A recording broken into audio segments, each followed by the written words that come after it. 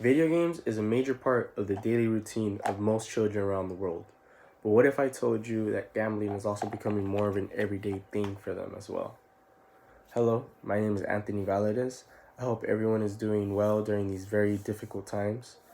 Video games not only get children started, but they can even get them addicted into gambling. Growing up through middle school and high school, I was always into playing certain games that promote a loot box system, which you can purchase for either in game currency or real world money. And these loot boxes give you either better players, better perks, or boosts and enhancements so that the game would become, in a way, easier, and it just enhances your chances of winning and performing better. I have personal experience from growing up playing video games, and there have been numerous articles and YouTube videos on the subject. As a kid, I would spend my birthday money, my Christmas money, or really any money I'd get to be able to buy things like FIFA points for soccer game, and it would make my teams higher rated, and I was very into it from 2015 to 2017. And the peak of that was actually 2016 when I think I decided to spend $500 in, I'd say, about 3 months, just trying to get that better team. And I wasn't ever like one of those tryhards, as many people call them. So imagine the kids that are or that didn't have the limits of how to stop spending. They just keep racking up their parents' bank account, and it's literally as easy as this. It's just a few clicks. You just go all the way over here, click that, and it'll ask you to confirm your purchase. It doesn't ask for a password or anything, and boom, there's $100 in their wallet just like that. So why are video games doing this? Well, game developers don't need to work as hard on improving games or developing new features for that game or the next game in that series.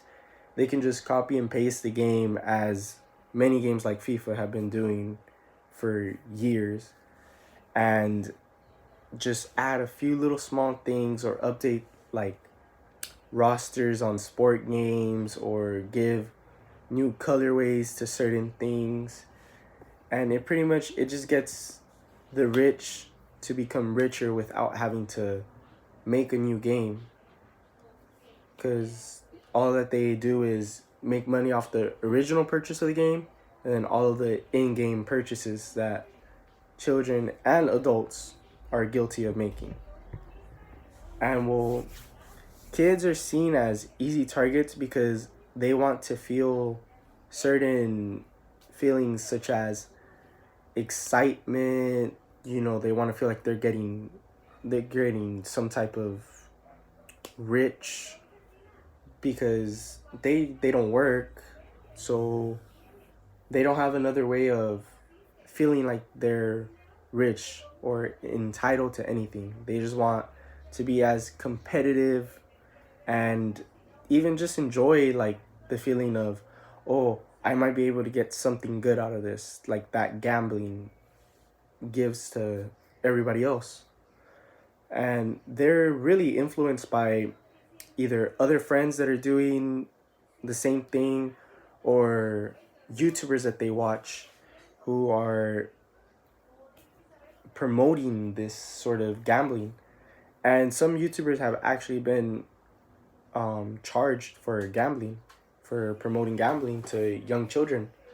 And there's like countless amounts of websites that are ran that promote this type of gambling in games. You can either bet on yourself, bet on other players, bet on small things, and they will mod money into your account.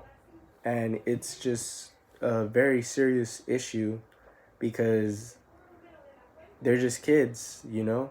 They're they're just getting started. They don't have that sense of right from wrong. In these articles you can see the kids, they talk about how they immediately feel guilty for spending something like 100 or more, like $1,000 on a game, putting their parents either behind with paying rent or their mortgage, whatever they may have to pay, their car payments. Their parents fall behind and they start to feel bad. They start to feel guilty that they even put them in that situation over just a dumb game that really is not going to have any longevity or importance to them in a few years' time. Well, certain countries like the Netherlands and Belgium have already banned in game purchases with real money because it's considered gambling, because it is. And more countries are looking into it. Last year, the United States were very close to shutting down these in game purchases, but ultimately just decided against it. However, I feel it's just a matter of time before it actually happens. Thank you.